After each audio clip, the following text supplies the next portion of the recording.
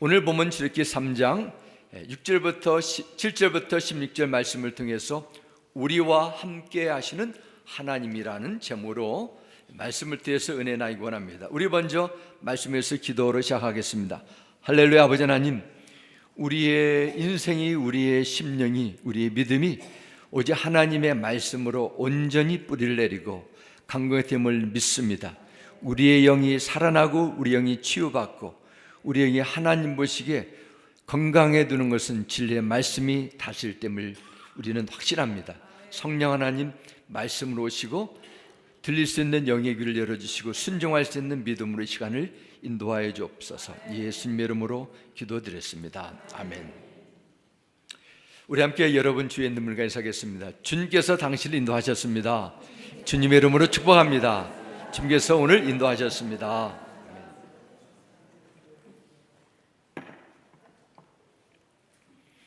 오늘 이 시대를 어떤 사람들은 포스트 마른 시대라, 또 어떤 사람들은 글로벌 시대라 이렇게도 표현하기도 합니다. 사람의 기술, 문화, 예술, 경제 이제는 한 지역, 한 국가를 초월해서 대륙을 뛰어넘어 온 세계에 영향을 줄 수 있습니다. 전에는 한 지역, 또 아시아면 아시아 한 대륙, 거기에 제한됐지만 이제는 전 세계 온라인으로 또 인터넷 같은 보이지 않는 그런 매개체로 세계의 모든 사람들과 교류하고 정보와 지식과 삶을 나눌 수 있는 시대입니다. 아울러서 또 지금은 전 세계적으로 함께 경쟁을 할 수 있는 터전이 됐습니다. 세계적인 지성인, 세계적인 기업과 세계에서 가장 능력 있는 기술자 누군가를 알기 원하고, 이것을 보면 경쟁도 이제는 그 지역에서, 나라에서 경쟁이 아니라 전 세계에서 같이 경쟁을 해야 되는 이런 치열한 현실 아닌가, 그런 생각이 들기도 합니다. 이 세상에 정말 전 세계적인 글로벌한 컴피티션이 있는 이 세상에서 우리는 무엇을 가지고 살아야 됩니까? 무엇이 있어야 됩니까? 전문 지식으로 무장된 돈입니까? 요즘에 흔히 말하는 인공지능, 또 많은 자격증, 더 많은 소유입니까? 세상의 힘과 백입니까? 전에 영국의 수상이었던 윈스턴 처칠이 이런 말을 남겼다고 합니다. 돈을 잃는 것은 적게 잃는 것이다. 그러나 명예를 잃는 것은 크게 잃는 것이다. 더더욱 용기를 잃는 것은 전부를 잃어버린 것이다. 그는 담대함, 용기를 최고의 것으로 여겼습니다. 정말 이 험난한 세상을 헤쳐나가기 위해서는 용기가 필요합니다. 이 모든 것은 다 유용하고 필요합니다. 지식도, 배경도, 소유도, 재능도, 실력도. 그러나 그리스도인으로서 세상에 살면서 가장 필요한 것이 있어요. 그것은 바로 하나님께서 함께 하신다는 확신 속에서 나오는 믿음입니다. 믿음. 그래서 요한일서 5장 4절 5절 이렇게 말씀합니다. 무릇 하나님께로부터 난 자마다 세상을 이기느니라. 세상을 이기는 승리는 이것이니 우리의 믿음이라. 아멘. 여러분이 세상을 이길 수 있는 믿음의 소유자가 되기를 주의 이름으로 축원합니다. 5절도 말씀합니다. 예수께서 하나님의 아들이심을 믿는 자가 아니면 세상을 이기는 자가 누구냐 말씀합니다. 성경 무엇을 가르쳐주고 있습니까? 하나님께서 함께 하시는 믿음과 신뢰 없이 우리의 부활이고 생명 되신 예수께서 내 인생의 주인 되심을 믿는 믿음이 세상을 이긴다 말씀합니다. 그런 믿음과 확신 없이 우리가 감정으로 반복되는 불안과 초조함으로는 결코 세상을 이길 수 없다는 말씀입니다. 믿음은 세상의 현실 앞에 놓인 불안과 두려움에 보이지 않는 장벽을 뚫고 나갈 수 있는 가장 강력한 힘입니다. 그래서 하나님께서 쓰시고자 하는 사람에게는 먼저 합당한 믿음의 그릇으로 준비를 시켜 나가십니다. 그래야 그 사람이 하나님을 전적 의지하는 믿음을 통해 어려움을 극복하며 끝까지 인내하며 사명을 감당할 수 있기 때문입니다. 오늘 본문에도 하나님께서 모세라는 한 위대한 이스라엘 영적 지도자를 부르시는 내용이 나옵니다. 모세가 다른 200만 명의 동족 이스라엘 사람들과 비교해 볼 때 그가 가장 똑똑하고 잘 모든 것을 갖추어서 부름을 받은 것은 아닙니다. 모세는 이스라엘 구원을 위해서 하나님께서 쓰이는 일꾼에 불과합니다. 오늘 말씀을 통해서 하나님께서 기대하시는 믿음에 대해서 나누며 여러분도 하나님 앞에 합당한 믿음의 그릇으로 준비해 두셔서 저 앞에 쓰임받는 사명자의 역할을 담당해 두기를 주 이름으로 축원합니다. 첫 번째, 우리는 본문을 통해서 부르시는 이유를 말씀하시는 하나님에 대해서 보겠습니다. 오늘 본문 9절과 10절 다시 보겠습니다. 하나님이 이렇게 모세에게 말씀하십니다. 이제 가라, 이스라엘 자손의 부르짖음이 내게 달하고 애굽 사람이 그들을 괴롭히는 학대도 내가 보았으니 이제 내가 너를 바로에게 보내어 너에게 내 백성 이스라엘 자손을 애굽에서 인도하여 내게 하리라 하셨습니다. 하나님께서 말씀하십니다. 내가 너희 백성들이 당하는 처절한 고통을 다 알기 때문에 너를 보내기를 원한다. 내가 그들을 건져서 아름답고 광대한 젖과 꿀이 흐르는 땅으로 인도할 터인데 그 일을 위해서 내가 모세 너를 쓰겠다는 말씀입니다. 모세는 바로왕의 압제 속에서 고통당하는 이스라엘 민족을 애굽 땅에서 구원시키려는 하나님의 계획을 들으면서 그 일을 위해 자신이 동참하는 것은 상상할 수 없는 충격적으로 이를 말씀으로 다가왔습니다. 하나님은 두려움에 떠는 모세에게 모세야, 네가 하는 것이 아니다, 내가 하는 것이다, 이런 말씀을 주십니다. 이거를 믿고 모세가 나가시면 됐는데 모세는 계속해서 움직이지 않습니다. 그래서 하나님께 다시 한번 물어봅니다. 그 내용이 11절에 이렇게 묻습니다. 모세가 하나님께 아뢰되 내가 누구이기에 바로에게 가며 이스라엘 자손을 애굽에서 인도하여 내릴까? 도대체 나 같은 자가 누구이기에 이 엄청난 일을 하라고 저에게 맡기시는 겁니까? 하나님의 계획은 애굽 땅에서 고생하는 이스라엘 백성들을 도와주셔서 멸시받지 않고 좀 더 편안하고 안정된 삶으로 업그레이드하는 그런 것이 아니었습니다. 혁명을 일으켜서 이제는 애굽에 이스라엘 민족이 통치하는 그런 정권을 바꾸는 것도 아니었습니다. 하나님의 계획은 수많은 백성들을 애굽에서 끌어내셔서 가나안 땅이라는 약속의 땅에 들어가 살게 하는 것이었습니다. 애굽은 애굽대로 그 당시 최고의 강력한 나라였지만은 가나안 땅에 사는 민족들도 만만치 않았습니다. 섣불리 몰아낼 수 있는 그런 민족들이 아니었습니다. 그들은 강력한 힘을 가진 가나안 사람들이 순순히 와서 우리도 함께 쓰십시오, 땅을 포기할 수 있겠습니까? 아닙니다. 거기에 비하면 모세 자신은 어떤 형편입니까? 지난 40년 동안 미디안 광야에서 양떼를 몰던 목자에 처졌습니다. 하루 종일 몇백 마리 양들을 모는 것도 이제 힘들고 지쳐 쩔쩔매고 있는데 수백만 명의 민족이 애굽에서 가나안까지 이동을 해서 한 국가를 세운다는 것은 자신이 도저히 할 수 없는 일이라고 하나님께 하소연합니다. 이것은 극히 정상적인 사람이라면 당연히 반응하고 그렇게 이해할 수 있는 선택이었을 것입니다. 하지만 이때 하나님께서 모세에게 주시는 대답은 무엇입니까? 12절에 대답이 나옵니다. 하나님이 이르시되 내가 반드시 너와 함께 있으리라. 내가 그 백성을 애굽에서 인도하여 낸 후에 너희가 이 산에서 하나님을 섬기리니 이것이 내가 너를 보낸 증거니라 하셨습니다. 너희가 이 산에서 하나님을 섬긴다는 것은 지금은 네 백성이 애굽의 노예 신분이지만은 그들을 구원해서 내가 하나님을 섬기는, 하나님을 예배하는 그런 구별된 백성으로 만들겠다는 것입니다. 모세는 40년 전에 그는 전까지만 해도 왕궁에 사는 왕자였습니다. 그가 받았던 바로의 왕궁에서 40년의 교육은 하나님께서 보실 때는 그를 지금 이때 이스라엘을 인도할 수 있는 리더로 필요한 것을 많이 배우게 하셨습니다. 그러나 하나님과 관계에 있어서는 모세 자신에게 나는 내 능력과 내 배경으로 뭔가 큰 것을 할 수 있다는 왜곡된 자신감을 심어주는 그런 때였습니다. 자신 넘치는 젊은 혈기, 권력의 힘으로 애굽인의 감독을 없애고 동족을 구하려도 했습니다. 모세가 애굽에 도망쳐 살인자 신분으로 미디안 땅에 숨어 살던 삶은 어땠습니까? 애굽에서 꿈과 환상이 완전히 깨지는 때였습니다. 자신감을 상실했습니다. 어느 누구도 알아주지 않는 황량한 광야에서 양떼들과 매일 생활하는 기간이 5년이 지나고 10년, 20년, 35년, 40년이 다 흘러버렸습니다. 젊은 40대에 애굽을 뛰쳐나왔던 모세는 이제는 늙어가면서 80살이 된 것입니다.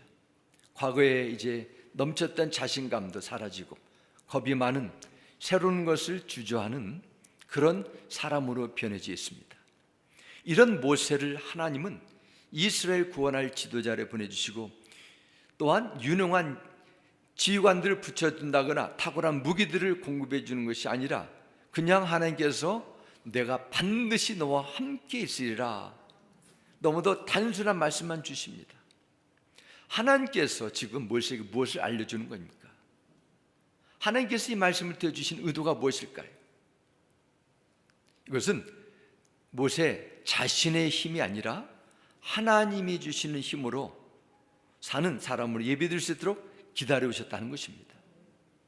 그의 40년간의 기나긴 고통의 시간은 절망이고 온 마음을 하나님께 집중할 수 있는 자신의 힘을 내려놓는 자기를 부인한 훈련장이었습니다. 이걸 통해서 하나님은 말씀하십니다. 하나님 나라의 사업은 결코 인간의 힘만으로 이루어진 것이 아니라 하나님께서 베푸신 은혜 된다는 것을 알려주십니다. 하나님께서 모세에게 내가 너와 함께 있으리라 이 주했던 약속 어떻게 됐을까요? 이루어졌을까요? 그냥 말로만 주는 약속이었습니까?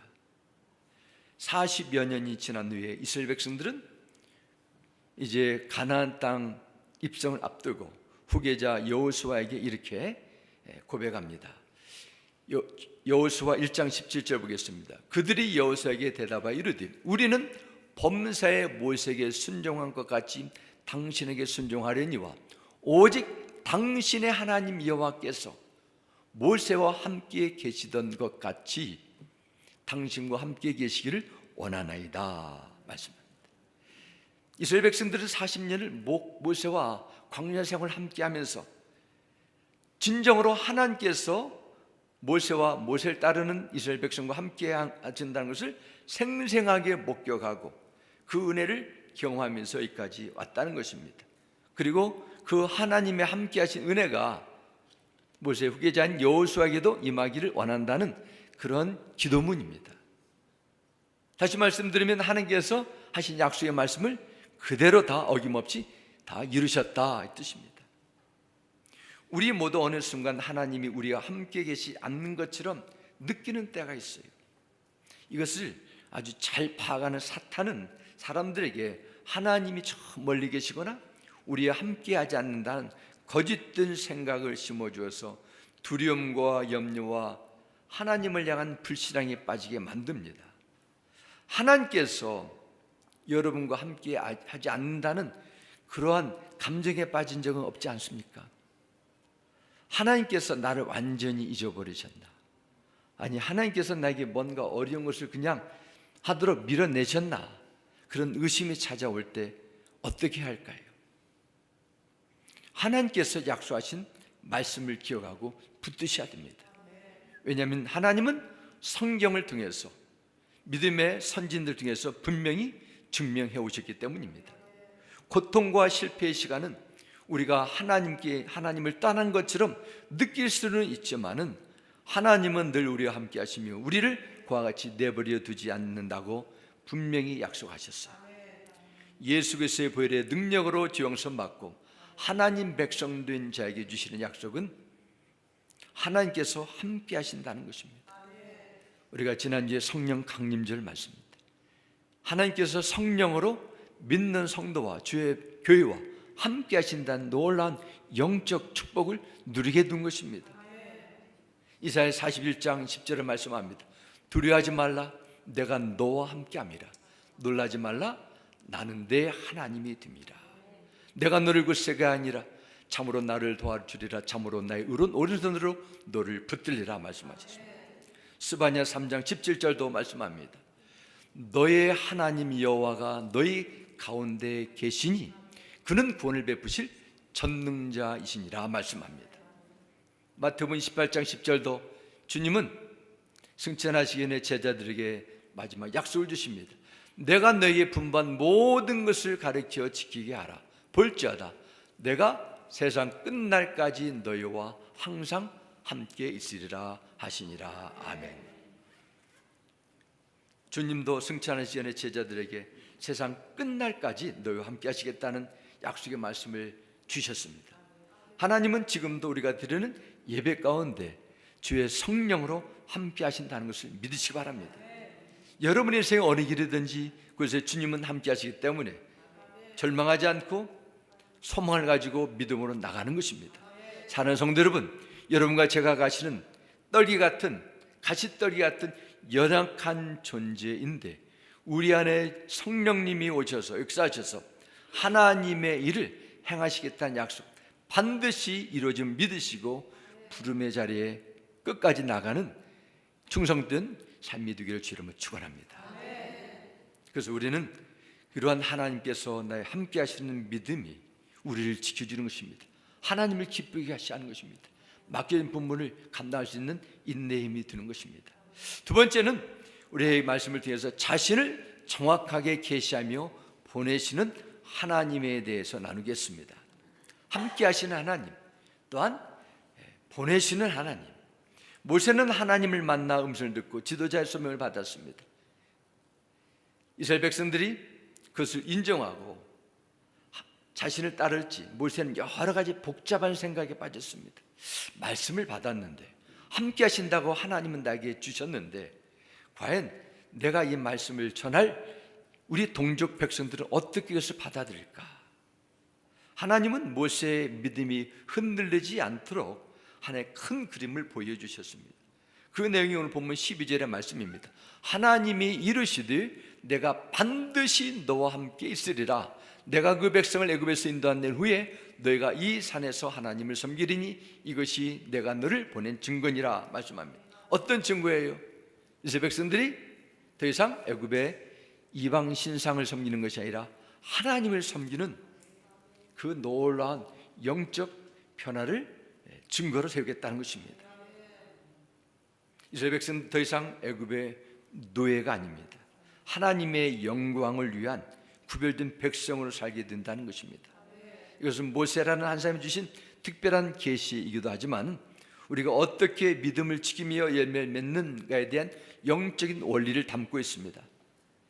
하나님께 부름을 받고 붙잡혀 쓰임받는 사람들의 마음에는 하나님께서 주시는 이러한 그림이 있습니다. 이것은 비전이라고도 말합니다. 꿈이라고도 말합니다. 삶의 과정 속에서 일어나는 수많은 도전과 실패와 힘든 일이 늘 그림자처럼 따라다닐 수 있지만은 하나님께서 함께 하시기 때문에 하나님께서 약속하시기 때문에 반드시 이루어진다는 미래에 대한 소망이 있어요. 하나님이 큰 일을 이루시기 전에 먼저 사람들의 마음에 꿈을 심어줍니다. 우리가 창세를 통해서 요셉의 경우를 보지 않았습니까? 또한 아브라함에게도 하나님께서 말씀을 주시고 미래에 대한 꿈을 주지 않으셨습니까? 하나님이 심어준 꿈은 믿음을 품고 인내한다면 때가 되면 반드시 하나님이 세우신 뜻은 꿈대로 이루어진다는 것입니다. 바로의 반대가 있고 이스라엘 백성들의 불신앙이 가야 할 길을 가로막는 일들이 늘 항상 존재했지만 결국 하나님의 뜻대로 다 이루어졌어요. 하나님께서 그 구원의 일을 직접 행하셨기 때문입니다. 에스겔 37장에 보면 해골 골짜기에 대한 우리에게 잘 알려진 환상이 나옵니다. 하나님은 에스겔 선지자를 데리고 골짜기 가운데 이르게 하셨습니다. 골짜기에는 사람의 뼈가 널렸고 아주 말랐습니다. 미국 캘리포니아에 있는 데스밸리에 가면 여름철 되면 생명의 흔적이 전혀 없는 죽음과 절망으로 가득 찬 황량한 버림받은 그런 땅 같은 곳입니다. 하나님은 에스겔에게 이 뼈들이 능히 살아날 수 있느냐 물으십니다. 에스겔은 이런 대답을 합니다. 나는 모르겠지만은, 우리 인생을 할 수 없지만은, 주 여호와여 주께서 하시나이다. 나에게는 어떤 소망도 보이지 않다 해도 하나님 안에서는 모든 것이 가능케 한다는 것은 고백입니다. 하나님은 에스겔에게 명령하십니다. 너는 이 모든 뼈들에게 하나님의 말씀을 대신 전하라 합니다. 그 내용이 에스겔 37장 5절과 6절에 말씀합니다. 이 뼈들에게 주 여호와가 이렇게 말한다. 내가 너희 안에 생기를 들어갈 터이니 너희는 살게 될 것이다. 내가 너에게 힘줄을 붙이고 그 위에 살을 붙이고 그 위에 살갗을 덮고는 너희 안에 생기를 불어넣을 것이다. 그러면 너희는 살게 될 것이고 내가 여호와임을 알게 될 것이다 말씀합니다. 에스겔은 하나님이 주신 말씀을 그대로 골짜기에 널려 있는 뼈들에게 말씀을 선포했습니다. 그 후에 어떤 일이 났습니까? 그 말씀대로 꽉 마른 뼈에 살이 붙고 사람의 모습으로 회복된 것입니다. 다시 에스겔은 하나님의 말씀을 부름받은 그대로 전합니다. 에스겔 30장 10절 말씀합니다. 그분께서 내게 명령하신 대로 내가 예언했더니 생기가 그들 안에 들어갔다. 그러자 그들이 살아나서 두 발로 일어서서는 엄청나게 큰 군대가 됐다 말씀합니다. 이번에는 죽은 사람들처럼 움직이지 않았던 그런 사람의 존재가 생기가 들어갔는데 살아 움직였습니다. 그리고 큰 군대가 됐다 말씀합니다. 여기서 주시는 하나님의 약속의 말씀입니다. 에스겔 선지자를 통해서 주시는 메시지는 생명의 기운이 전혀 없는 인생이라 할지라도 하나님의 생명의 말씀이 그 영혼에 뿌리워지면 반드시 열매를 맺고 살아나는 역사가 나타난다는 것입니다. 정말 그렇습니다. 에스겔이 봤던 죽음의 골짜기처럼 내 주위의 모든 것이 다 어둡고 어떤 새로운 변화의 조짐도 보이지 않는 절망이 빠질 때도 있습니다. 오늘도 우리 인생의 칠흑처럼 어두운 밤이 찾아올 때도 있습니다. 사망의 금침한 골짜기를 거닐 때도 있습니다. 어떤 처지와 환경에 처할지라도 우리는 여기에서 눈에 보이는 것에 반응하지 마시고 입을 열어 하나님의 말씀을 선포하시기 바랍니다. 우리의 심령이 인간 생각이 아니라 하나님의 말씀을 심고 믿음으로 구하면 하나님은 말씀으로 성령으로 영혼을 회복하시고 이겨낼 수 있는 셈을 반드시 공급해 줄 줄 믿습니다. 모세가 하나님께 드린 두 번째 질문이 13절에 또 나오게 됩니다. 모세가 하나님께 아뢰이되 내가 이스라엘 자손에게 가서 이르기를 너희 조상의 하나님이 나를 너에게 보내셨다면 그들이 내게 묻기를 그 이름이 무엇이냐 하리니 내가 무엇이라 그들에게 말하리까 대답합니다. 지금 이제는 자신에 대한 의심이 있었고 또한 자신이 이끌어야 될 동족이 가지고 있는 불신앙을 말합니다. 당시 애굽 사람들은 태양이나 달, 별들, 신들을 믿고 날강, 심지어 개구리나 파리 같은 대상들에게 이름을 붙여가지고 그들을 신처럼 불러왔습니다. 지난달에 그리스를 갔는데 거기에 바다에도 신이 있고 산에도 신이 있고 전쟁의 신, 승리의 신, 온갖 잡신들이 거기에 다 모여있더라고요. 옛날에 애굽도 그랬습니다. 옛날 아브라함과 이삭과 야곱이 가진 신앙, 창조주 하나님밖에 없는 줄 알고 하나님만 믿으며 살았습니다. 그런데 애굽에서 400년 이상을 살던 이스라엘 백성들 이제는 그 나라 다신교 사상에 물들었습니다. 오늘날을 표현하면 종교 다원주의가 불교에도 모슬람에도 유교에도 다른 종교에도 구원 있다고 설파하는 그런 사상이 교회 안에 들어오는 것처럼 그런 일들이 이스라엘 민족 가운데 스며들게 됐습니다. 내가 만일 이스라엘 백성들에게 간다면 그들이 내게 나타난 하나님은 누구시냐고 물을 텐데 제가 어떻게 대답해야 됩니까? 그런 내용입니다. 모세가 걱정하고 있는 것은 이스라엘 백성들이 조상의 하나님이지 자신들의 하나님이라고 믿을 텐데 무슨 말로 하나님을 그들에게 어떻게 설명해야 됩니까? 나는 도저히 내 생각으로 내 지식으로 경험으로 하나님에 대해 설명하기 어렵습니다. 대답합니다. 이때 하나님은 모세에게 어떤 대답을 주십니까? 14절에 이렇게 대답합니다. 하나님이 모세에게 이르시되 나는 스스로 있는 자니라 말씀합니다. 또 이르시되 너는 이스라엘 자손에게 이같이 이르기를 스스로 있는 자가 나를 너에게 보내셨다라 말씀합니다. 하나님은 모세에게 하나님에 대해서 어떻게 설명하십니까? 스스로 있는 자니라 말씀합니다. 이걸 보면 I am who I am 이렇게 말합니다. 스스로 있다는 것은 나는 과거에도 존재했고 지금도 존재하며 내일도 영원히 존재하는 뜻입니다. 태초 창조 전에도 존재하셨고 창조에도 창조 이후에도 영원토록 하나님은 존재하신다 이 뜻입니다. 하나님은 영원 전부터 영원까지 스스로 존재하신 분으로 누구에게도 제한되지 않고 세상에 존재하는 모든 존재의 근원이 된다. 이 의미가 바로 나는 스스로 있는 자라는 뜻입니다. 다시 말씀드리면 하나님은 인간이 세상에 있는 자연의 환경의 도움을 전혀 필요치 않으시고 스스로의 권세와 능력과 하나님의 많이 가질 수 있는 성품을 취하신 분이라 이 뜻입니다. 창세기 1장 1절은 선포합니다. 태초에 하나님이 천지를 창조하시니라 말씀합니다. 세상은 우연히 빅뱅으로 폭발돼서 세워진 것이 아니라 하나님의 창조의 역사입니다. 그래서 창조되었다는 말은 무에서 유로 나왔다는 의미입니다. 하나님이 온 우주를 만드실 때 어느 누구의 도움을 받지 않으셨습니다. 그렇습니다. 성경에서 말씀하신 하나님은 누구에서 어떤 원인에서 존재하게 된 분이 아니요 본래부터 영원 전부터 영원까지 스스로 존재하시는 분입니다. 그래서 그분 안에는 한계가 없어요. 무엇이든 다 할 수 있는 전능하신 분입니다. 스스로 존재하신 분이 모든 인간이 세상이 경험하는 결핍을 채워줄 수 있는 풍성함과 하나님의 그 권세가 있습니다. 하나님은 어떻습니까? 스스로 존재하신다. 이것은 하나님은 어느 곳에든지 어떤 시간에도 항상 계신다는 것입니다. 시간 속에서도 계시고 시간 밖에서 계시고 천년이 하루처럼 하루가 천년처럼 모든 시간과 공간을 초월하신 분입니다. 인간은 3차원적인 이 세상에 한계를 벗어날 수 없지만 하나님은 8차원, 10차원적인 그런 세상에서 역사한다는 뜻입니다. 하지만 우리가 이 세상에 사는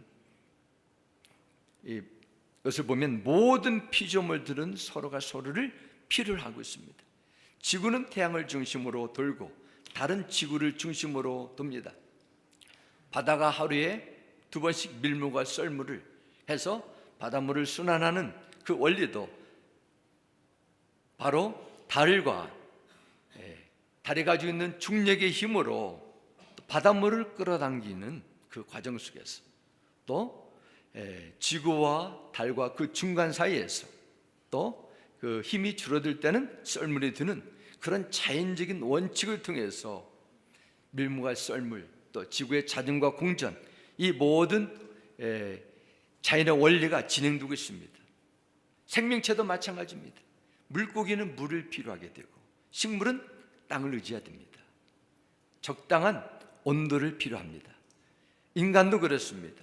인간도 엄밀한 의미에서 공간과 시간을 초월해서 스스로 존재할 수 없습니다.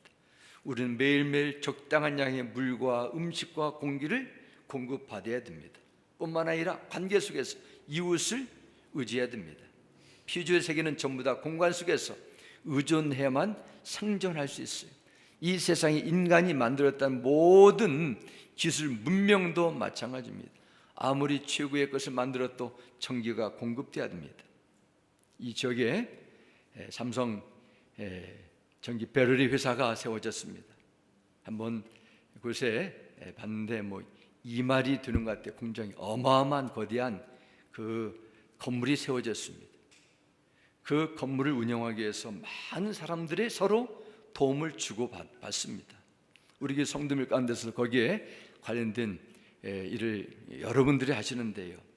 거기에 대해서 또 연구하시는 분도 계시고 또 건물을 관리하시는 분도 계시고 시설을 관리하는 분도 계시고 개발할 뿐만 아니라 품질을 검사하는 분도 계시고, 판매하는 분도 계시고, 통역도 하시고, 다양한 일을 하게 계십니다. 그리고 또 공장에 직접 또 언제 서비스를 하고 그 후에 나타나는 모든 일들을 담당하는 것, 회계하는 것, 너무도 다양한 일들을 수천 명이 하고 있습니다. 한 품이나 빠지면 안 돼요. 무수한 협력회사들이 보이지 않게 그 뒤에서 돕고 있습니다. 이 세상에 존재하는 모든 것들이 다 그래요. 우리가 항상 변하고 있는 피조된 것을 의지하며 살아갈 때 그 인생은 불안할 수밖에 없습니다. 우리 신앙생활도 나 혼자만 신앙생활 할 때는 금방 넘어질 수밖에 없습니다. 우리는 서로 의지해야만 되는 존재입니다. 그러면 우리가 진정 철저하게 의존해야 되는 대상이 무엇입니까? 인간이 의지한 유일한 참된 대상은 하나님이라는 것입니다. 그래서 우리가 하는 것은 그분의 약속을 받는 것입니다. 시편 146편 3절과 6절에 말씀합니다. 너희는 힘없는 고관을 의지하지 말며 구원할 능력이 없는 사람을 의지하지 말아라. 사람은 숨 한번 끊어지면 흙으로 돌아가니 그가 세운 모든 계획이 바로 그날로 다 사라지고 만다. 야곱의 하나님을 자기의 도움으로 삼고 자기의 하나님이신 주님께 희망을 건 사람은 복이 있다. 주님은 하늘과 땅과 바다 속에 있는 모든 것을 지으시며 영원히 신을 지키시며 말씀합니다. 우리가 의존할 수 있는 가장 안전한 대상, 내가 산을 향하여 눈을 돌리니 나의 도움이 어디서 올고 천지를 지으신 여호와에게서로다 말씀합니다. 썩지 않고 쇠하지 않고 흔들지 않고 변하지 않는 영원토록 존재하시는 하나님께 여러분의 인생의 뿌리를 둘 때 인간은 가장 안정적인 삶을 살 수 있다는 것입니다. 하나님을 의지하는 자만이 참된 안식과 쉼을 누릴 수 있습니다. 주님께서 하나님이신 하나님의 아들 진 예수님은 말씀하셨습니다. 진리가 너희를 자유케 하려 하셨습니다. 수고하고 무거운 짐진 자들아 다 내게로 오라. 내가 너희를 쉬게 하리라 말씀하셨습니다. 예수님은 나는 부활이요 생명이니 나를 믿는 자는 너희 육신은 죽게 되어도 영혼은 영원토록 살리라 약속하셨습니다. 예수님 안에 참된 평안이 있고 안식이 있고 구원이 있고 소망이 있다는 것입니다. 예수님을 믿는 사람만이 끊임없이 흔들리고 유동치는 이 피조 세상 속에서도, 부패하는 세상 속에서도 가장 안정적인 삶을 살게 된다는 것입니다. 사랑하는 성도 여러분, 여러분에게 하나님은 어떤 분으로 믿고 계십니까? 하나님께서 이 세상에 우리의 구원과 풍성함을 위해 보내신 예수 그리스도는 여러분에게 어떤 존재로 믿으십니까? 많은 사람들이 하나님을 인색한 분으로 생각합니다. 작은 어려움이 있고 절실하게 필요한 것이 있으면 하나님의 가전다고 섭섭합니다. 하나님을 잘 몰라서 그렇죠. 육신의 눈이 어두워졌고 두려움 때문에 하나님에 대한 잘못 판단한 것입니다. 우리 위해서 인간의 몸으로 찾아오셔서 영원한 생명의 길을 주시기까지 베푸신 하나님의 사랑, 우리는 하나님의 사랑을 깊이 알아야 할 줄 믿습니다. 오늘 본문 3장 7절 말씀처럼 우리의 고통을 보시고 근심을 알고 부르짖는 기도를 들으시고 반드시 건져내시는 능력과 사랑의 아버지가 바로 하나님이 되십니다. 하나님은 자신을 나는 쓸 수 있는 자 아니라 I am, 이 말씀에는 과거에도 함께 하셨던 하나님, 지금도 동일한 능력과 권세로 함께 한다는 의미가 담겨져 있습니다. 4000년 전에 아브라함과 함께 하신 하나님, 모세와 함께 하셨던 하나님, 그 약속은 영원하다는 것입니다. 믿음의 선진들이 하나님의 이 놀라운 약속을 붙들고 섬겼던 것처럼 우리도 그렇게 하나님을 믿고 의지하고 살라는 것입니다. 여러분, 사람을 의지하게 되면 반드시 상처를 받게 돼요. 실망할 수 있어요. 우리가 받는 상처, 실망 대부분은 우리의 믿음이 잘못돼서 그래요. 하나님만을 더 의지하고 사랑해야 되는데 사람을 의지하다 보니까 나의 마음이 아파지고 어려워지는 것입니다. 신앙생활도 마찬가지, 교회 생활도 사람은 용서하는 대상입니다. 긍휼히 대하는 대상이에요. 의지할 대상 오직 하나님밖에 없습니다. 우리의 생명, 하나님은 우리에게 지금도 말씀하십니다. 나는 쓸 수 있는 자니라. I am. 우리에게 공수표를 보내주셨습니다. 병 고침을 원하시면은 하나님은 여호와 라파의 하나님, 하나님을 부르시기 바랍니다. 절망 속에서 승리를 원하십니까? 승리를 주시는 여호와 니스의 하나님을 부르시기 바랍니다. 죄책감에 빠집니까? 우리의 의로움을 주시는 하나님, 우리를 용서하시는 하나님, 그 하나님을 바라보시기 바랍니다. 우리에게 마음에 두려움이 아니라 평강이 필요하십니까? 샬롬의 하나님을 찾으시기 바랍니다. 하나님은 인격적인 분이시기 때문에 내 방식이 아니라 말씀을 주신 뜻 안에 찾아야 됩니다. 그럼 우리는 하나님을 아셔야 돼요. 정확히 아셔야 됩니다. 더 깊이 아셔야 됩니다. 하나님의 말씀입니다. 예수님을 생명주로 믿는 자에게 이 놀라운 약속을 주시겠다고 말씀하셨습니다. 그러므로 여러분에게 주어진 매일매일 삶 속에서 눈에 보이는 대상이 아니라 내가 가지고 있는 한계나 나의 힘이 아니라 하나님의 모든 것을 의존하기 바랍니다. 하나님이 인도하시는 받기를 바랍니다. 그 하나님이 보내신 독생자 예수 그리스도를 아직 모르신다면 마음을 여시고 하나님의 아들로 나의 생명의 구원자로 나의 온전한 목자로 영접하시기 바랍니다. 그분을 영접하고 그분과 함께할 때 어느 곳으로 하나님께서 여러분을 보내신다 할지라도 끝까지 견뎌내게 될 것입니다. 새로운 한 주간 해도 하나님의 부르심을 받은 자로 구원의 계획을 이루는 데 쓰임받는 놀라운 은혜를 직접 경험하는 이 은혜가 임하길 주님의 이름으로 축원합니다. 우리 함께 기도하겠습니다. 할렐루야. 아버지 하나님, 하나님께서 정말 자신의 연약함과 두려움과 불신앙 속에 서 있는 모세에게 말씀하십니다. 나는 너를 너희 민족을 구원할 능력의 하나님이라, 살아있는 하나님이라 말씀합니다. 무소부지하시고 전지전능한 하나님임을 증거라고 말씀하셨습니다. 우리가 신앙을 갖고 믿음을 가졌다 하지만은 우리의 연약한, 우리의 짧은, 왜곡된 편견을 가진 하나님으로 여기지는 않습니까? 성령 하나님, 우리가 더욱더 깊이 하나님을 알기 원합니다. 믿음의 주가 되시는 예수 그리스도를 알 수 있는 은혜 부어 주시옵소서.